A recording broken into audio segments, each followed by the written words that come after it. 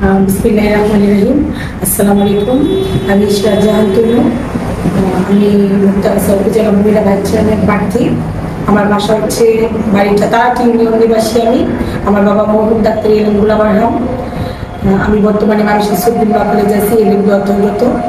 সর্বপ্রথমে আসলে নির্বাচিত হওয়ার পরে জনগণের জন্য আমি যেহেতু মহিলা ভাইস চেয়ারম্যান, এটা একটা সম্মাননা জায়গা আমাদের নারীদের জন্য এবং আমাদের জননেত্রী শেখ হাসিনা নারীদের অধিকার, নারীদের নেতৃত্ব ক্ষমতা নিয়ে তিনি কাজ করে গেছেন। সেই সুবাদে আমাদের এই জনপ্রতিনিধিত্বে মহিলা ভাইস চেয়ারম্যান একটা সম্মাননা জায়গা মহিলাদের জন্য, মহিলাদের পাশে দাঁড়াবার জন্য এটাও একটা মাধ্যম। জনপ্রতিনিধিত্ব বিষয়টা হচ্ছে সকলের পাশে থেকে সম্পৃক্ত থেকে জনগণের জন্য কাজ করা, মানুষের জন্য সেবা করা। আর সেই লক্ষ্যে আমাকে মূল লক্ষ্যটাই হচ্ছে জনগণের সেবা করা এবং জনগণের সাথে সম্পৃক্ত থেকে কাজ করা। সেই হিসেবে আমি আমার সাধ্য অনুযায়ী এবং আমার জায়গা থেকে যতটুকু সম্ভব আমি সকলের পাশে থেকে, সকলের সাথে থেকে, সুখে দুঃখে থেকে কাজ করার চেষ্টা করবো। এবং বেসিক্যালি যেহেতু আমি নিজেও একজন নারী নেতৃত্ব নিয়ে কাজ করেছি, নারীদের নিয়ে আমার কাজ করার সুযোগ হয়েছে, সৌভাগ্য হয়েছে এবং আমি আপনার সকলে অবগত আমি মুক্তাগাছা উপজেলা যুব মহিলা লীগের সাবেক সভাপতি ছিলাম এবং সেখানে আমি নারীদের নেতৃত্ব অধিকার ক্ষমতা নিয়ে আমার কাজ করার সৌভাগ্য হয়েছে। সেখানে আমার মা বোনদের সাথে অনেক উঠা বসা এবং সম্পৃক্ততা হয়েছে।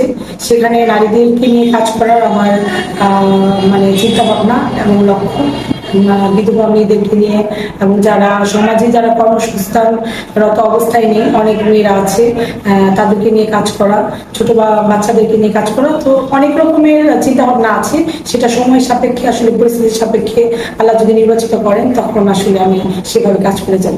বাল্যবিবাহ এবং শিশু নির্যাতনের কিন্তু যথাযথ আইন রয়েছে এবং আমরা সবার আগে আমরা কিন্তু আগের যুগে আর এখন নেই। আমরা সকলেই জনগণ, আমরা যার যার জায়গা থেকে যথেষ্ট সচেতন হয়েছি এবং সেখানে বাল্যবিবাহটা আসলে শুধু আমাদের মেয়েদের জন্যই ক্ষতিকর বা সমাজে নারীরা এখানে পিছিয়ে যাচ্ছে তা না।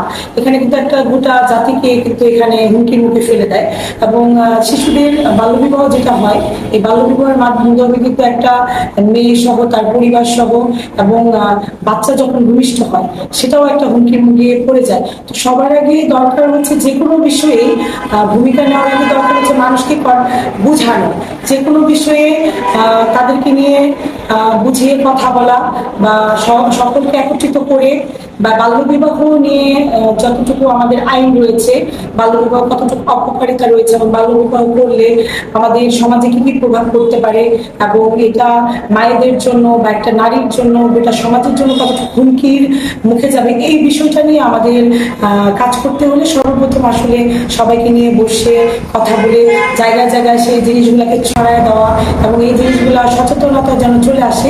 কোনো বিষয়ে জয় পরাজয় আছে, কিন্তু যখন কেউ আসলে যে কোনো বিষয় নিয়ে নির্বাচন যেহেতু জনপ্রতিনিধির জায়গা থেকে নির্বাচন, এটাও একটা জয় পরাজয়ের বিষয় এবং আলহামদুলিল্লাহ আমি শতভাগ আশাবাদী, কারণ সকলের দোয়া, ভালোবাসা এবং সকলের আমার প্রতি সেই আশ্বাস, বিশ্বাস এবং ভরসা, যে জায়গা থেকে আমি নির্বাচনে একজন জনপ্রতিনিধিত্বে নিজেকে দাঁড় করাতে পেরেছি, এটা সকলের অনুপ্রেরণা। যেহেতু সকলের অনুপ্রেরণা, দোয়া, ভালোবাসা আছে এবং তাদের আশ্বাসে আমি এতটুকু ভরসায় আমি আজকে নির্বাচিত প্রার্থীটা নিজেকে দাঁড় করাতে পেরেছি। তো আমি 100% আশাবাদী এবং আলহামদুলিল্লাহ ইনশাল্লাহ আমি সেইভাবে কাজ করে যাচ্ছি, আশাবাদী যে আমি ইনশাল্লাহ জয় লাভ করতে পারবো।